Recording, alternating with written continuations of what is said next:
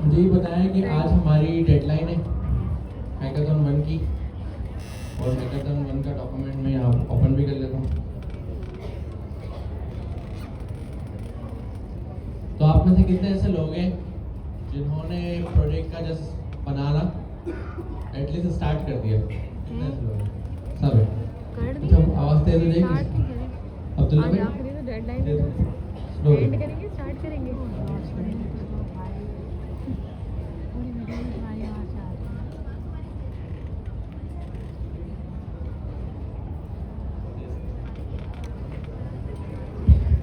Hello hello, थोड़ी और। हाँ ठीक है, चलिए अब ठीक है बस। तो हैकाथन 1 का ऑलमोस्ट सबने हैंड रेस करा है कि प्रोजेक्ट स्टार्ट कर दिया। अब आप में से कितने ऐसे लोग हैं जिन्होंने एटलीस्ट इस रिक्वायरमेंट्स में जो 1 वाला पार्ट है, जो हमारा प्रोजेक्ट 1 है, बुक हमें जो क्रिएट करनी है, वो कंप्लीट कर लिया? जबरदस्त। ये तो हमें बिल्कुल डिफरेंट रिजल्ट मिल रहा है बाकी क्लासेस से, तो माशाल्लाह अच्छी बात है। तो वो अभी सबमिशन में पता लग जाएगा जब हम ओपन करेंगे। प्रोबेबिलिटी यही है कि आज तो आपकी क्लास जाहिर है, आप अभी जाके सबमिशन कराएंगे, रात तक का टाइम है। तो कल आपकी मीटिंग होगी जिसमें 5-5 मिनट का टाइम होगा, आप स्पीड में आएंगे, अपने प्रोजेक्ट को डिस्प्ले शोकेस करेंगे, और वो 1 घंटे की मीटिंग होगी, हर क्लास की सेपरेट होगी। तो आपका जो ग्रुप है व्हाट्सएप का, होपफुली सब ज्वाइन होंगे उसमें हम अनाउंसमेंट करवा देंगे कि किस टाइम पर आपकी मीटिंग है जिसमें आपने आगे अपना प्रोजेक्ट शोकेस करना है। अभी जो हमारा ये हैकाथन का सारा सिलसिला शुरू हुआ है, ये हम आपको पहले भी बता चुके हैं, ये काफ़ी लंबा चलेगा। हमारे प्रोजेक्ट्स 1 बाय 1 आपके पास आएंगे, तो इसलिए कोई भी लूज नहीं करना है इस अपॉर्चुनिटी को। इवन अगर आपने प्रोजेक्ट 1 नहीं करा टाइम पर, तो प्रोजेक्ट 2 आपको समझ नहीं आएगा, 2 नहीं करते 3 नहीं समझ आएगा। अब आते हैं प्रोजेक्ट 2 पे। प्रोजेक्ट 2 कितने लोगों ने कर लिया अभी? 1 2 3 4 5 6, इससे ज़्यादा नहीं है, ठीक।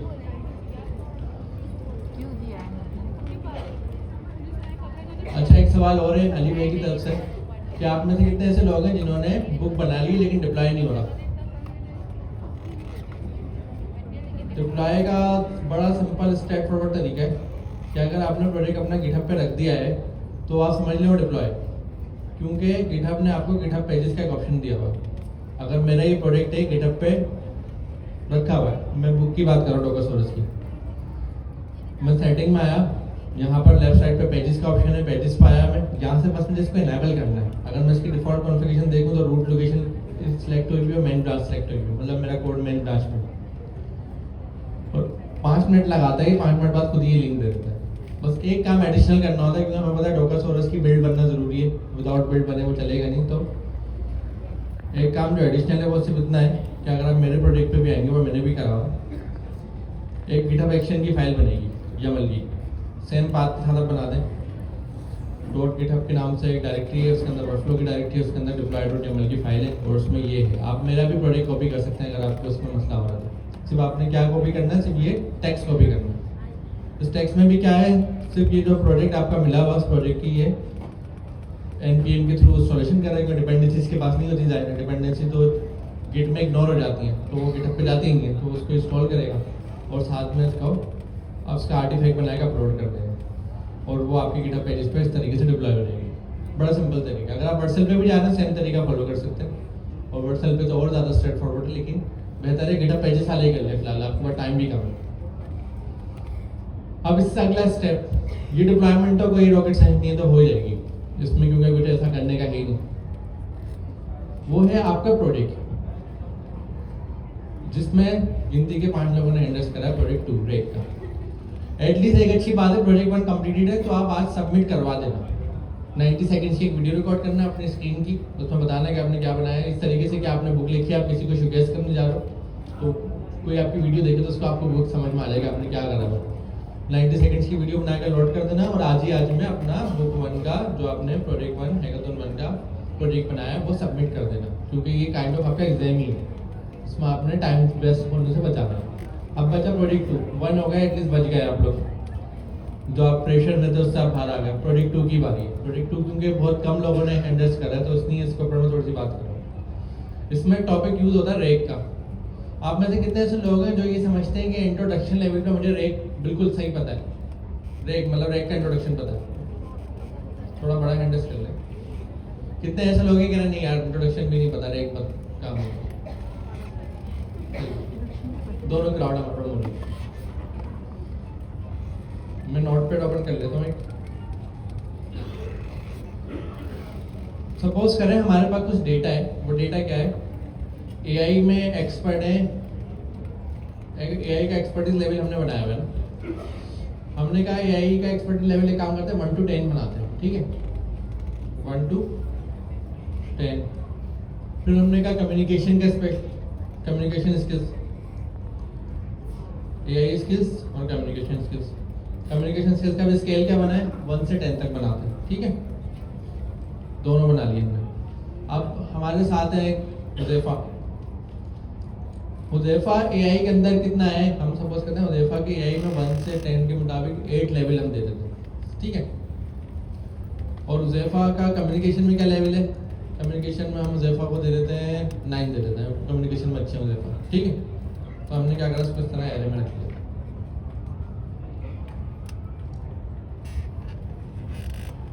अब हमारे पास और भी लोग हैं। हमारे पास एक शाहरुख भी है, उनका पाइथन में लेवल 9 है, स्किल में भी 9 है, या हम ये कहते हैं पाइथन में 7 है और कम्युनिकेशन में 8 है, ठीक है? फिर हमारे पास एक हमाद भी है।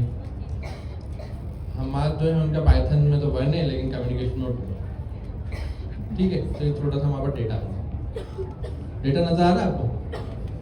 मुझे ये बताएं कि शाहरुख का पाइथन का मतलब एआई का लेवल क्या है? 7 है। और हमाद का कम्युनिकेशन लेवल क्या है?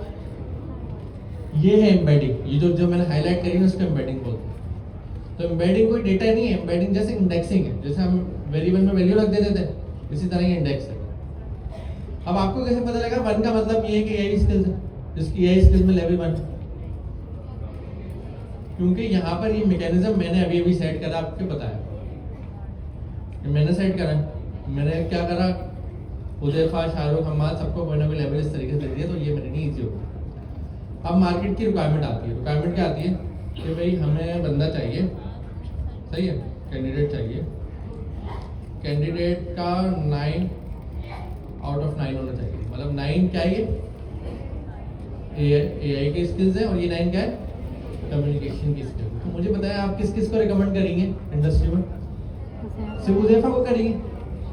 हुज़ैफा और शाहरुख दोनों को करेंगे, यही करेंगे ना?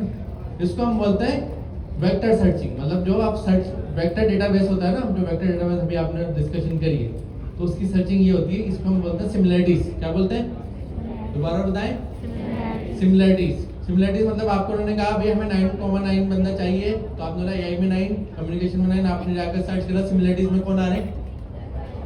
हुज़ैफा और शाहरुख। क्या हमाद आ रहा है सिमिलरिटी में? हमाद बिल्कुल दूर है सिमिलरिटी से। ये ऐसे चलते हैं वेक्टर डेटाबेस। देखें तो कोई रॉकेट साइंस नहीं है, सब नंबर लिखे हुए हैं। एक नंबर आया, उसका नंबर सर्च करा, सारे सिमिलर नंबर को सर्च करके वो आगे ले गए, बस इतना ही काम, इससे ज़्यादा नहीं है।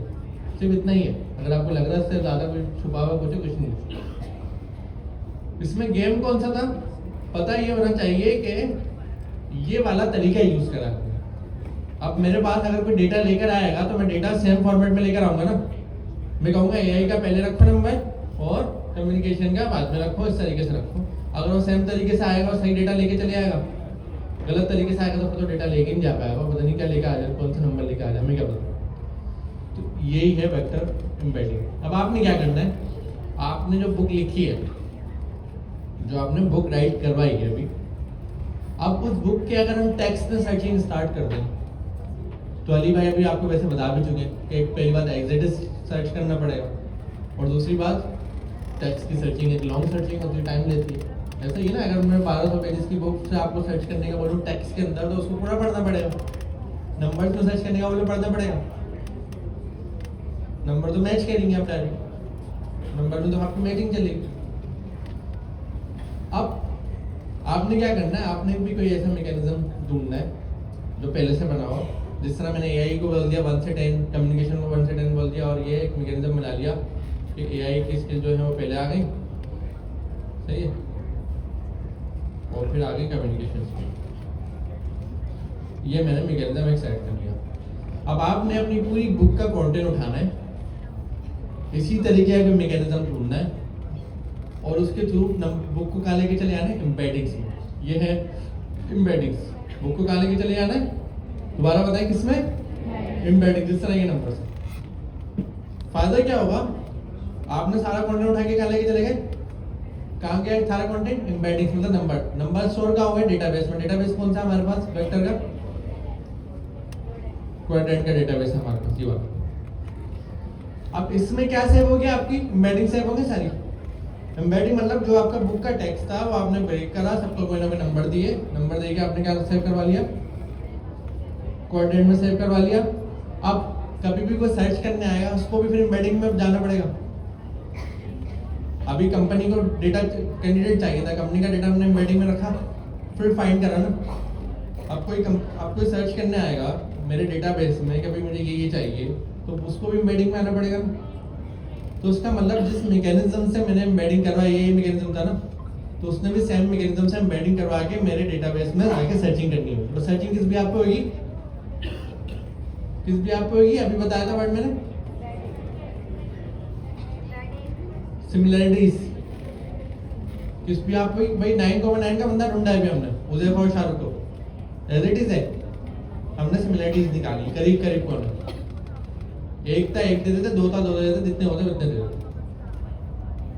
यहीं पर आपके वो पैरामीटर चल जाता है टॉप पी के और टॉप के। तो ये टॉप पी तो बताया ना, परसेंटेज के हिसाब से आपका आ जाएगा, भाई 9 वाला बंदा चाहिए तो वो देखेगा परसेंटेज में कि कौन फिट ज़्यादा जितना करीब आ रहा है उसको लेकर आ जाएगा। अगर आपने यहाँ पर परसेंट नंबर कम दे दिया टॉप पी का, तो हो सकता है इसको भी लेकर आ जाए। आपने टॉप पी की वैल्यू 0.1 दे दी, हो सकता है वो हमारे को भी लेकर आ जाए। बोले सिमिलरिटी में तो सवाल है, टॉप पी आपने दी ऊपर टॉप पे, तो शायद हो सकता है सिर्फ इसको लाए, टॉप पी थोड़ी सी आपने एवरेज दी तो हो सकता है दोनों को लेकर आए। समझ रहे? चलिए ये तो एक अलग डिस्कशन होगी। अब आपको बात समझ में आ गई, बुक का कन्वर्ट होनी है एम्बेडिंग में, एम्बेडिंग कन्वर्ट होते हुए कोई ना कोई मैकेनिज्म यूज होगा। ये मैकेनिज्म हमें मॉडल्स में दिए हुए, कौन सा मॉडल है, किसको यूज करें, बहुत सारे मॉडल्स हैं।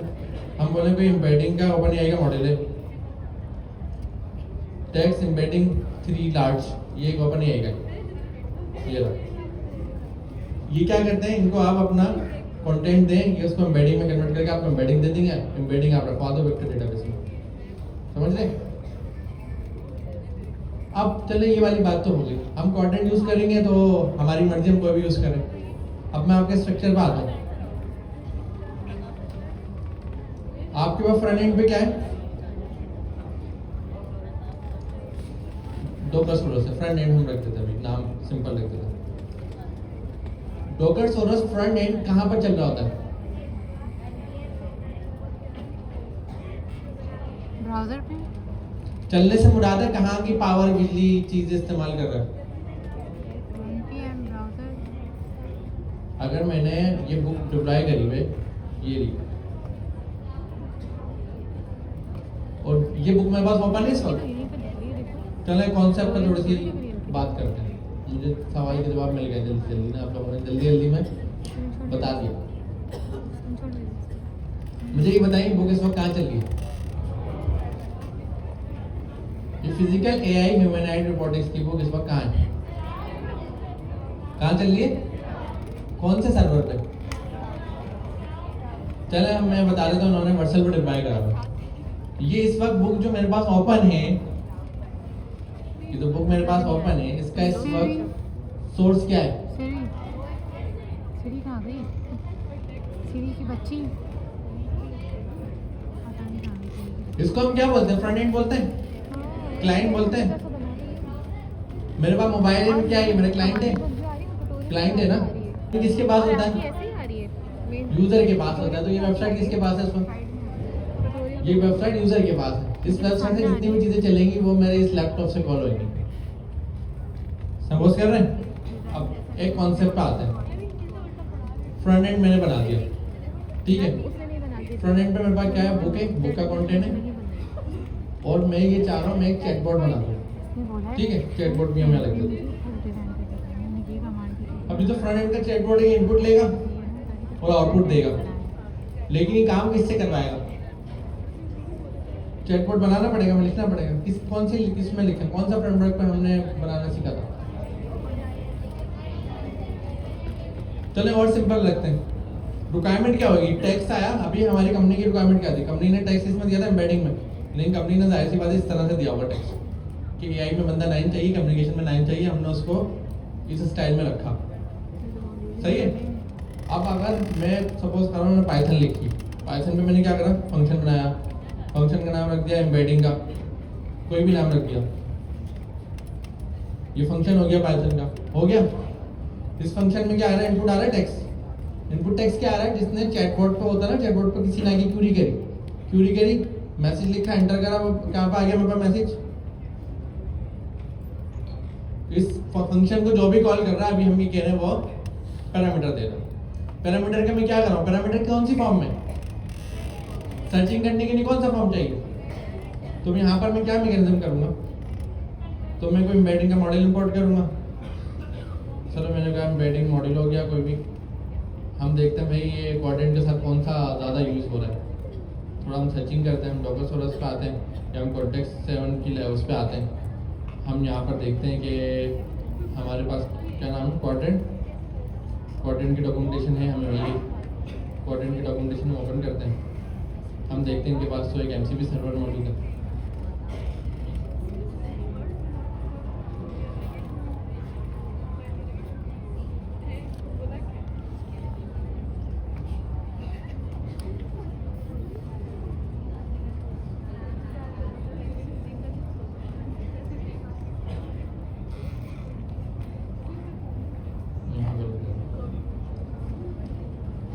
कोऑर्डिनेट के पास एक एमसीबी सर्वर मौजूद है, ये एमसीबी सर्वर हमें यहाँ से मिल जाएगा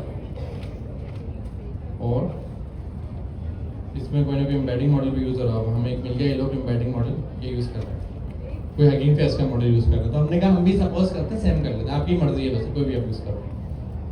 तो हमने एम्बेडिंग मॉडल यहाँ से ढूंढ लिया, ये वाला मॉडल हमारे पास यूज़ हो रहा है। ठीक है, समझ में आ गया?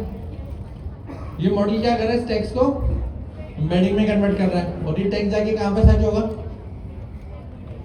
कोऑर्डिनेट कॉल हुआ, कोऑर्डिनेट पे सर्चिंग हुई और रिटर्न आ गया। लेकिन एक चीज मिस है इसमें, कोऑर्डिनेट के पास डेटा गया कैसे? लेके गए हम डेटा। तो हम अपने प्रोजेक्ट को 2 पार्ट में ब्रेक करते हैं। एक पार्ट है कि हम अपनी पूरी बुक को, जो वन टाइम है, बुक तो लिखी है, वो क्या करेंगे? एम्बेडिंग में कन्वर्ट करके कोऑर्डिनेट पे लोड करवा देंगे।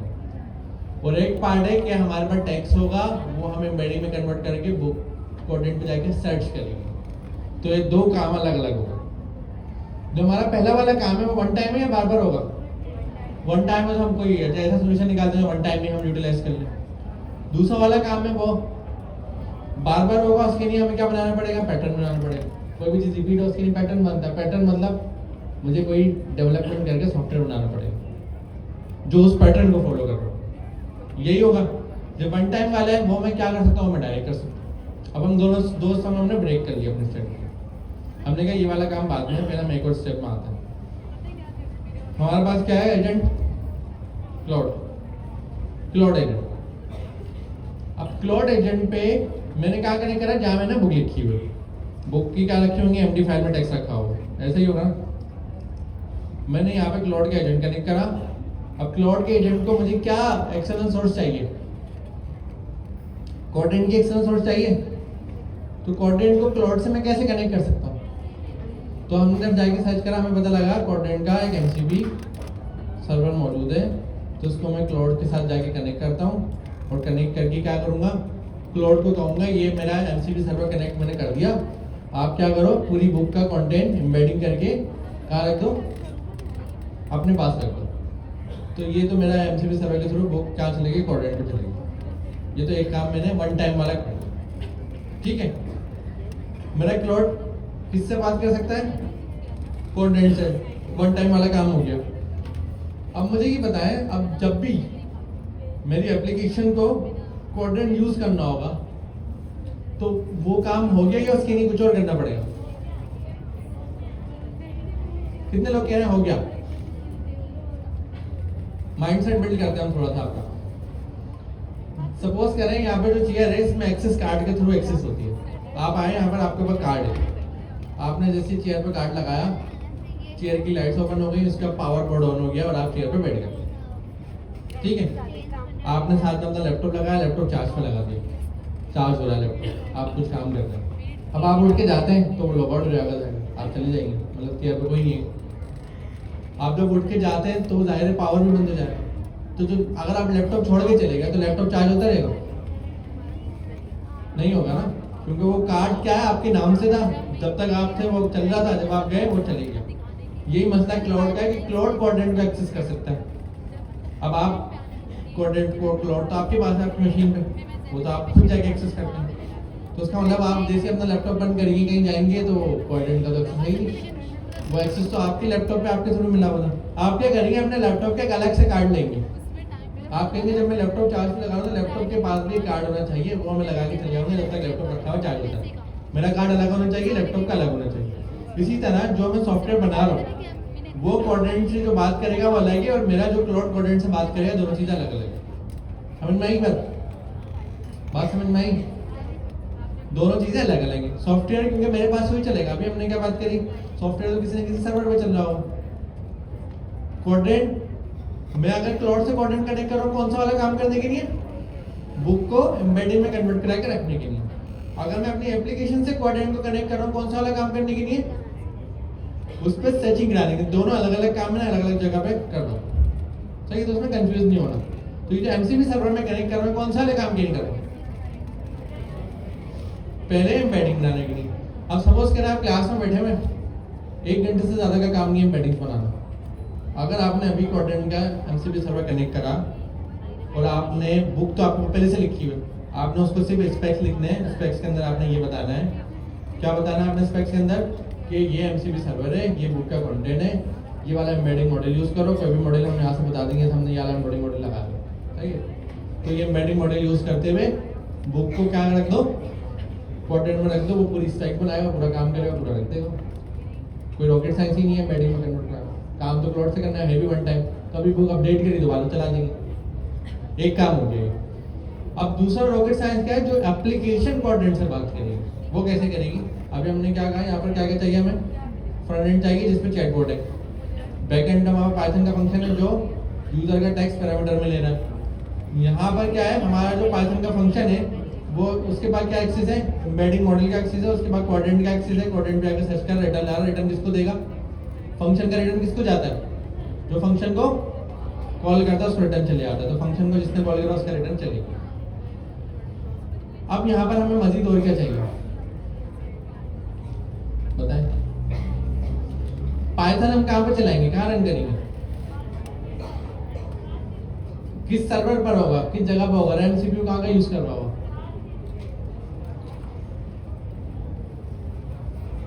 अगर आपका डॉकरसोरस की वेबसाइट गिटहब पेजेस पे होस्ट है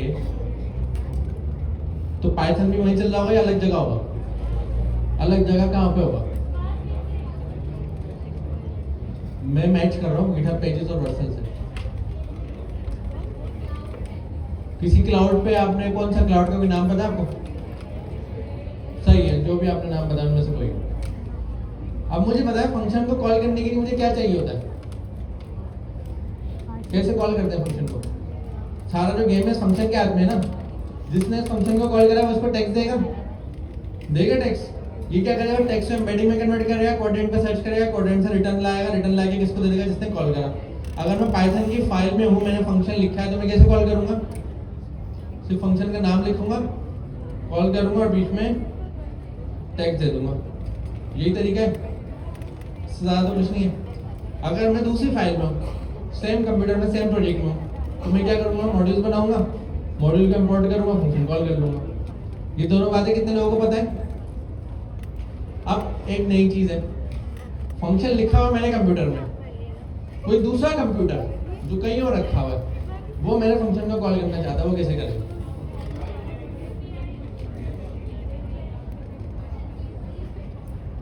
मैं ये कह रहा हूँ, मैंने एक फाइल में फंक्शन लिखा, सेम फाइल में फंक्शन कॉल होना था, आपने नाम लिख के यूज कर लिया। डिफरेंट फाइल में यूज होना था, आपने मॉड्यूल बना के इंपोर्ट करके यूज कर लिया। मैं कह रहा हूँ दूसरा कंप्यूटर, दूसरी मशीन मेरे मशीन पे लिखा हुआ फंक्शन कॉल करना चाहती हूँ। मतलब आपका जो लैपटॉप है, आप अपने लैपटॉप से मेरा जो लिखा हुआ यहाँ पे फंक्शन है इसको कॉल करना चाहेंगे। अब इसका क्या तरीका है?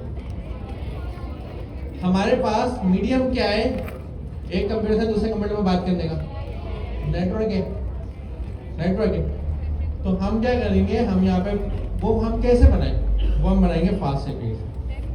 फास्ट एपीआई अलाउ करेगा इस फंक्शन को कोई दूसरा कंप्यूटर आके कॉल कर सके। इसको हम बोलते हैं नेटवर्क पे एक्सपोज करना। क्या बोलेंगे? एक्सपोज कर दो। एंड पॉइंट बोलेंगे, बहुत सारे नाम है वो हम देख लेंगे। तो फास्ट एपीआई के लगाने से क्या हुआ, ये क्या हो गया, http://abc.com पे, और यहाँ पे आ गया हमारे पास एक्सपोज हो गया। अब ये जो अब फंक्शन का जो भी कॉलर होगा वो इस लिंक को यूज करेगा, बदले में बैकग्राउंड में क्या हो रहा होगा, फंक्शन कॉल होगा, और फंक्शन का रिटर्न किसको मिलेगा? जिसने कॉल करा है। तो ये जो मेरा चैटबॉट है, इस चैटबॉट पे कोई भी यूजर आकर टेक्स्ट टाइप करा, यूजर ने टेक्स्ट टाइप करा हाय, इसने क्या करा, इसने ये फंक्शन कॉल करा, इसको टेक्स्ट दिया हाय, ये आया फास्ट एपीआई के पास, इसने टेक्स्ट रिसीव करा, हाय चलाया, पाइथन के पास गया, कोडेंट पर सर्च करा, रिटर्न लाया और इसको दे दिया यहाँ पे वापस। ठीक है, तो मुझे बैकएंड पे क्या क्या चाहिए?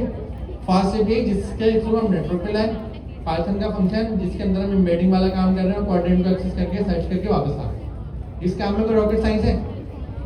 एक मसला है इस काम में। अभी जो हमने एम्बेडिंग देखी है, इस एम्बेडिंग में क्या ये थिंकिंग कर सकता है? क्या ये डिसीजन ले सकता है? क्या ये नया कंटेंट जनरेट कर सकता है? क्या ये यूजर की बात को अंडरस्टैंड कर सकता है? कुछ भी नहीं कर सकता। ये सिर्फ सिमिलरिटी सर्च कर सकता है। तो हमारे चैटबॉट में अभी क्या कमी है? एजेंट की कमी है। हमें एक यूजर एक्सपीरियंस बेहतर देना है, तो एजेंट दो जो बात को अंडरस्टैंड करे। फिर जिस फंक्शन को कौन कॉल करेगा अगर हमने एजेंट लगा दिया? एजेंट के पास टूल कॉलिंग होती है, उसको हम ये फंक्शन दे देंगे। तो हमने फास्ट एपीआई के नीचे क्या लगाया? हमने लगाया एजेंट के ओपन एआई का। इसमें हमने क्या लगाई? टूल कॉलिंग लगाई, एलएलएम लगाया, सब लगाया और ये फंक्शन दिया। इस फंक्शन के कॉल गई, कोऑर्डिनेट से डेटा आया, डेटा आके रिटर्न हुआ और वो हमें मिल गया। अब जाहिर है चीज की लाइब्रेरीज लिखी होती है, तो फ्रंट एंड में क्या कोई लाइब्रेरी है जो मुझे हेल्प करेगी चैटबॉट बनाने में? तो हमें क्या रिकमेंड करा गया, क्या यूज करेंगे हम चैटबॉट के लिए? हम यूज करेंगे चैटकिट। ये क्या करेगा हमें?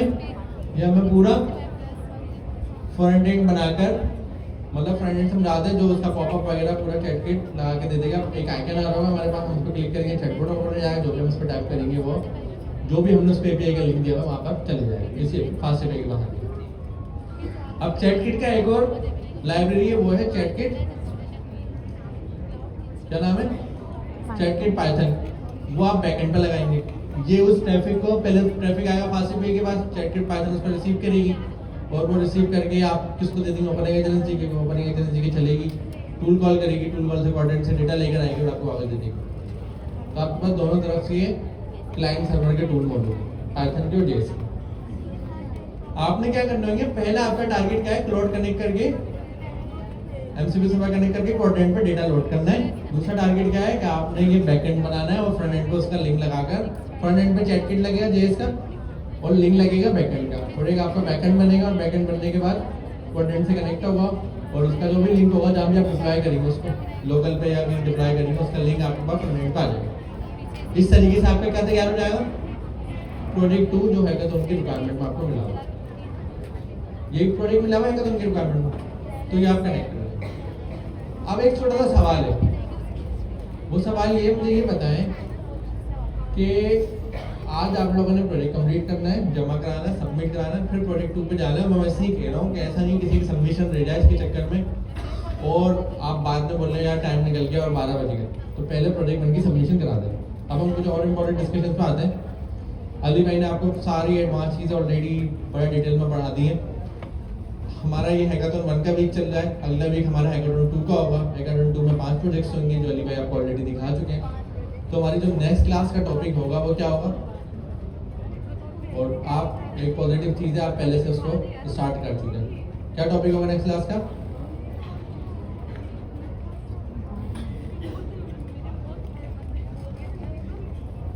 क्या टॉपिक होगा वो हम आपस में मीटिंग कर लेंगे कि किस तरीके से होगा, क्या होगा। अब एक पॉजिटिव चीज़ है, आप लोगों ने फ्रंट एंड पढ़ा है, आप लोगों ने एजेंटिक भी पढ़ लिया, आप लोगों ने एजेंट भी बनाना सीख लिया।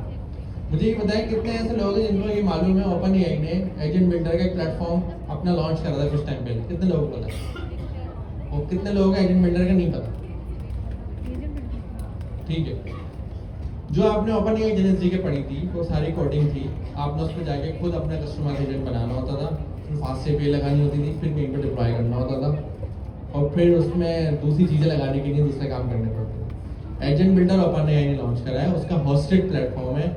होस्टेड का मतलब है कि ओपन एआई के पास वो चल रहा है, आप अपने एआई के डैशबोर्ड पे जाएंगे, एजेंट बिल्डर को एक्सेस करेंगे, जो चीज़ आप कोडिंग से कर रहे थे वही चीज़ों का ड्रैग एंड ड्रॉप है। आप पूरा क्लाइंट का, अगर कोई क्लाइंट आपको आगे बोलता है एजेंट बनाने का, तो आप एजेंट बिल्डर पे जाकर पूरा एजेंट बना सकते हैं, सारी चीज़ होगी, मतलब उसको प्रोडक्शन तक लेके जाने की हर सर्विस, हर सहूलत वहाँ पर मौजूद है एजेंट बिल्डर पे। इवन रेक भी मौजूद है वहाँ पर, वो डायरेक्ट चलेगा, डायरेक्ट डिप्लॉय जाएगा, सिर्फ रह जाएगा फ्रंट एंड, बैक एंड तो पूरा उनके पास मिल गया। फ्रंट एंड आप किस पे बनाएंगे? चैटबॉट पे बनाएंगे, व्हाट्सएप पे डिप्लॉय करेंगे, फ्रंट एंड पे रेडी, तो पूरा कस्टमर सोल्यूशन रेडी है अगर आपके पास कोई क्लाइंट आता है। अब हम जा रहे हैं क्या पढ़ने? बैक एंड पढ़ने। फ्रंट एंड आप लोगों ने बहुत अच्छे लेवल पे पढ़ी है, आप में और दूसरे लोगों में एक फर्क होगा जो बैक एंड पढ़ते हैं, डेवलपर्स। जब डेवलपर बैक एंड पढ़ता है उसके बाद दो इन्फॉर्मेशन की कमी होती है, टेक्निकल नॉलेज में वो पीछे होता है, उसको नहीं पता होता है टेक्निकली मुझे बनाना क्या है, और बिजनेस रिक्वायरमेंट को अंडरस्टैंड करने में डेवलपर पीछे होता है, उसको ये नहीं पता होता कि बिजनेस के रिक्वायरमेंट्स क्या होते हैं।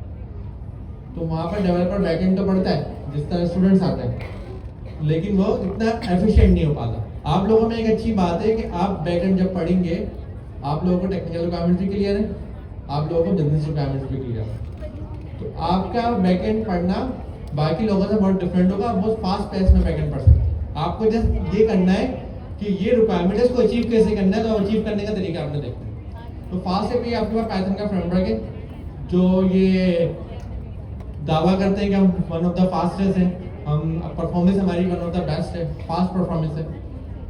और साथ साथ फास्ट एपीआई में आप क्या करेंगे, इसके पीछे स्टारलेट का वेब एपीआई यूज हो रही होती है, इसके साथ सेकंड नंबर पर आप एसक्यूएल मॉडल यूज करेंगे। एसक्यूएल मॉडल में क्या चीज़ है, इसके बैकग्राउंड में दो चीज़ें हैं, पाइडेंटिक और एसक्यूएल एल्केमी है। पाइडेंटिक आपने पढ़ा हुआ है, एसक्यूएल एल्केमी आप पढ़ लेंगे। इसके साथ आप क्या करेंगे, आप डेटाबेस यूज करेंगे नियॉन डीबी का।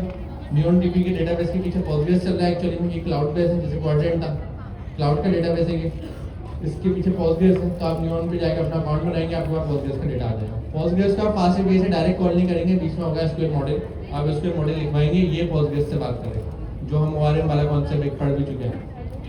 तो ये आपके नेक्स्ट क्लास के टॉपिक होंगे। बैक एंड में आप शिफ्ट हो जाएंगे, अब ये डिपेंड करता है कितने टाइम में आप बैक एंड कंप्लीट करेंगे, कितनी जल्दी आप इस चीज़ को अडॉप्ट करेंगे, वो हम आपस में डिस्कस कर लेंगे कि क्या कंटेंट क्या लैंग्वेज है वो आप तक अनाउंस भी हो जाएगा। तो हम बैक एंड पे जा रहे हैं। बैक एंड पे आ जाकर आप लोगों ने एक चीज़ करनी है, आप लोगों ने अपना पूरा माइंडसेट शिफ्ट करना है थिंकिंग का। अभी आप लोग एपीआई के बड़े एक्सटेंसिव यूजर हैं, आपको एपीआई यूज करना आती है, सही है। अब आप जा रहे हैं टेबल के दूसरी साइड पर, अब आप एपीआई डेवलप करने जा रहे हैं। पहले आप एपीआई की यूज करते थे, अब आप एपीआई की बनाने वाला काम करेंगे। पहले आप एंड पॉइंट यूज करते थे, अब एंड पॉइंट बनाने वाला काम करेंगे। एक अच्छी बात है क्योंकि आप एपीआई के एक्सटेंसिव यूजर हैं, तो आपको पहले से पता है कि एपीआई में क्या क्या चीज़ें होती हैं। जैसे कि अगर कार की आप बहुत अच्छी नॉलेज रखते हो, कार के यूजर हो, फिर आप कभी कार की मैन्युफैक्चरिंग वाली साइड पे जाएं तो आधी से ज़्यादा चीज़ आपको कार की पता है, आपको ये पता है यूज़र को क्या चाहिए, क्योंकि आप यूज़र रह चुके हैं कार के। इसी तरह आप एपीआई के बहुत अच्छे यूज़र रह चुके हैं। अब आप एपीआई डेवलप करने जाएंगे तो आपको बहुत अच्छे से पता है यूज़र को क्या चाहिए, लेकिन आपका माइंडसेट का चेंज हो जाएगा इस बार। पहले आप यूज़ करने वाले थे, पहले आप शॉप पर जा रहे थे, अब आपकी शॉप। अब आपने ये देखना होगा जो उस वक्त मैं चीज़ें यूज़ करता था वो मुझे डेवलप करनी है, क्रिएट करनी। तो ये आपने बैकएंड में चीज़ें पढ़नी है। हम इसके अंदर और पढ़ेंगे, हम इसमें फास्ट एपीआई पढ़ेंगे, हम इसमें एसक्यूएल मॉडल पढ़ेंगे, डेटाबेस के साथ कनेक्ट करना सीखेंगे, ऑथेंटिकेशन ऑथराइजेशन सीखेंगे, रेट लिमिटिंग सीखेंगे। रेट लिमिटिंग मतलब एपीआई को आपने देखा ना बार बार एक्सेस करते हैं, लिमिट हो जाती है। किसी भी एपीआई को बहुत ज़्यादा रिक्वेस्ट करें, लिमिट हो जाती है। वो क्यों होती है? डायरेक्ट उनको अपना सर्वर का लोड बचाना। ये सारी चीज़ें आप बैकएंड पे जाके सीखेंगे, लेकिन हम इस बार सीखेंगे स्पेक ड्रिवन वाली अप्रोच से। आप इस बार स्पेक ड्रिवन वाली अप्रोच से फास्ट एपीआई सीखेंगे, और जब आप ये सीखेंगे तो आप क्लाउड को बोलेंगे या कैमरे को बोलेंगे, वो आपको फास्ट एपीआई के सिनेरियो से दूसरी चीज़ें दे रहा होगा और आप उसको पढ़ रहे होंगे। हमारा तरीका चेंज हो जाएगा। हमने एआई असिस्टेंट प्रोग्रामिंग जनवरी में शुरू करनी थी, लेकिन हमने उसको होल्ड करा। पहले आपको पाइथन पढ़ाई, फिर ओपन एआई एजेंसी की पढ़ाई, फिर प्रॉम्प्ट इंजीनियरिंग पढ़ाई, ताकि आपकी कोर फाउंडेशन स्ट्रॉन्ग हो जाए। अब एक अच्छी बात है, अब आप स्पेक ड्रिवन पे जा तो रहे, लेकिन जो वो लिख रहा है आपको संभालो। आप ओपन करते हो डॉकर सोर्स को पूरी कहानी समझ में आती हो, ऐसा ही है। अभी आप ओपन करेंगे फास्टवे का पाइथन का कोड, आपको सब समझ में आएगा। अभी सर ने एसक्यूएल मॉडल की क्लास ओपन करी थी, समझ में आ रही थी क्या लिखा हुआ है? तो ये आप लोगों का बेनिफिट है कि आप लोगों को सारी चीजें समझ में आ रही, लिखा हुआ क्या है, क्योंकि आपकी फाउंडेशन बहुत स्ट्रांग है। अब आपने चीजों को अच्छे तरीके से अडॉप्ट करना है, हैकाथॉन टाइमली सबमिट कराने हैं। हैकाथॉन की जो जर्नी हमारी स्टार्ट होगी ये थोड़ी लंबी चलेगी। हमारा जो प्रोजेक्ट 2 है इसके लिए आपको हमें पढ़ाना होगा फास्टवे एसक्यूएल मॉडल डेटाबेस। जैसे ही आप प्रोजेक्ट 2 कंप्लीट करेंगे फिर हम प्रोजेक्ट 3 पे जाएंगे। चैट किट का आप ऑलरेडी हैंड्स ऑन हो चुके होंगे, और एजेंसी के आपने पढ़ी होगी, सिर्फ हम एमसीपी पढ़ेंगे और इसके साथ पैटर्न्स पढ़ेंगे, एजेंट्स के 2 चीज़ें पढ़ेंगे। ये बात करने के बाद आपका प्रोजेक्ट 3 कंप्लीट हो जाएगा, फिर हम मूव हो जाएंगे क्लाउड नेटिव पे। कहाँ मूव हो जाएंगे? दोबारा बताएं कहाँ? Cloud native. आपको पता है इस वक्त दुनिया में कितनी मोस्ट डिमांडिंग स्किल्स में से एक है क्लाउड नेटिव। यहाँ हम डॉकर और कुबरनेटिस और बाकी चीज़ें देखेंगे, और यहाँ पर आप और हम आ जाएंगे एक कंक्लूजन पे जो आपका हमारा सफर स्टार्ट हुआ था। ठीक है, तो ये हमारा एंड होगा, एंड ऑफ ये कह सकते हैं कि सारे हैकाथॉन्स के प्रोजेक्ट आपके पोर्टफोलियो होंगे। ये पोर्टफोलियो अगर आपने आज बना लिए तो यही आप आगे शोकेस करेंगे इंडस्ट्री में जाने के लिए। अगर आपने ये पोर्टफोलियो नहीं बनाया तो आपको इंडस्ट्री में जाना एक बहुत बड़ा चैलेंज हो जाएगा। तो ये हमारा टाइम है। जैसे हम हैकाथॉन 2 पर जाएंगे, आप एक चीज करना, आप रीयूजेबल इंटेलिजेंस को इस्तेमाल करना शुरू कर देना। जब आप फास्टवे पढ़ लो, आपने क्या करना है, बैकग्राउंड पर क्लाउड से फास्टवे की स्किल जनरेट करना शुरू करनी है। कुछ सब एजेंट्स बनाने हैं जो एक्सपर्ट ऑन न्यूरॉन के एसक्यूएल मॉडल के। ये कब करना है? जब आप पढ़ रहे हो, सर आपको पढ़ा रहे हो, आप स्किल्स को लिखते रहे, प्रॉम्प्ट्स बनाते रहे। क्लाउड को प्रॉम्प्ट दें, उसको बोले स्किल जनरेट करो, स्किल जनरेट कर देगा। क्लाउड को प्रॉम्प्ट दो, उसको बोले सब एजेंट बना देगा। तो आपने मीन टाइम क्या करना है, सब एजेंट्स एंड स्किल्स पर ज़्यादा फोकस है, सब एजेंट का इतना मसला नहीं है। सब एजेंट और स्किल्स बनानी है किसकी? जो चीज़ें आप पढ़ते जा रहे हैं। मतलब जो भी आज आपके पास स्किल्स है ना, कुछ टाइम बाद आपने कोशिश करनी उन स्किल्स की, सब स्किल्स आपकी क्लाउड में बनी हुई हो और सब एजेंट्स बने हुए। आप ये भी कर सकते हैं, काम बांट लें, आप एसक्यूएल मॉडल की बना लें, आप फास्टवे की बना लें, आप इनको शेयर कर दें, वो इनको शेयर कर दें। फाइल तो है, फाइल वो कॉपी पेस्ट करके आप उनको शेयर कर दो, गिटहब पे रख दो, कोई भी डाउनलोड कर लो। किसी ने अगर अच्छी फास्टवे की स्किल्स बना दी, वो सर को भी बता दें, सर आप ये मैंने बहुत मेहनत करके बनाई है, 2-3 दिन लगाए, बहुत स्ट्रॉन्ग स्किल्स है, तो आप ये क्लास में स्टूडेंट्स को बता दें, स्टूडेंट चाहेंगे डाउनलोड करके उसको इस्तेमाल कर लेंगे। फायदा क्या होता है स्किल्स बनाते हैं? एक तो टोकन बेचते हैं, एक स्टैंडर्ड हमारा बन जाता है। हम क्लाउड के पास आएंगे, बोलेंगे ये स्किल्स यूज करो, ये सब एजेंट यूज करो, ये काम करो। अभी जो काम में आपको 5-5 घंटे लग रहे हैं ना, वो काम विदिन आवर होगा, क्योंकि अभी वो क्या कर रहा है, हाइड्रेशन कर रहा है, जाता है, सर्चिंग करता है, लाता है, इधर देखता है, उधर देखता है, 20 जगह पे वो देखता है, 20 हाइड्रेशन करता है, फिर काम करता है। स्किल्स जो सब एजेंट होगी, डायरेक्ट वो स्किल्स पड़ेगा, डायरेक्ट सब एजेंट पड़ेगा, डायरेक्ट इम्प्लीमेंट कर देगा। जो काम अभी 5 घंटे में लग रहा है वही काम 1 घंटे में हो रहा है। अभी आप बुक राइट कर रहे हैं, बुक राइट में लग दें 4-5 हाइड्रेशन, 5 घंटे लग रहे हैं। अगर आपके बैकग्राउंड में स्किल्स बनी हुई हो, अगर आप थोड़ी सी स्मार्ट अप्रोच करें, 2 बंदों को लगाएं स्किल्स बनाने में, ह्यूमन रिपोर्ट्स की राइटिंग की, 2 बंदों को लगाएं डॉक्टर सोलस की स्किल बनाने में, 4-5-6 का ग्रुप बना के स्किल्स बनाएं, स्किल्स आपस में शेयर करें, प्रोजेक्ट बनाना स्टार्ट करें, 2 घंटे में पूरी बुक रेडी हो जाएगी। सबका अलग अलग प्रोजेक्ट बनना होगा, सिर्फ स्किल्स आपस में शेयर कर रहे हैं ना, वो तो कर सकते हैं, लेकिन क्या है, स्मार्ट अप्रोच है, यूज करना चाहे कर लें। रेक अभी बनाना है, कोई बैठ के रेक की स्किल, अब तो टाइम वैसे कम है, रेक की स्किल्स बना लो, रेक की कंटेंट को अपलोड करने की इसकी 4-5-6-7 स्किल बना लो, 4-5 सब एजेंट बनाओ, आपस में शेयर करो, तो स्टार्ट करो, 2 घंटे में पूरा रेक कंप्लीट हो सकता है। इससे भी जल्दी होता है, जितना एफिशिएंट आपका प्रॉम्प्ट होगा इसके अंदर, उतना एफिशिएंट काम हो जाएगा। समझ रहे? तो ये हमारा बस आप लोगों को जो हमें डेटा देना था वो दे दिया है। अब ये हैकाथॉन के प्रोजेक्ट आपके पास है sir, thank you so much आप लोग।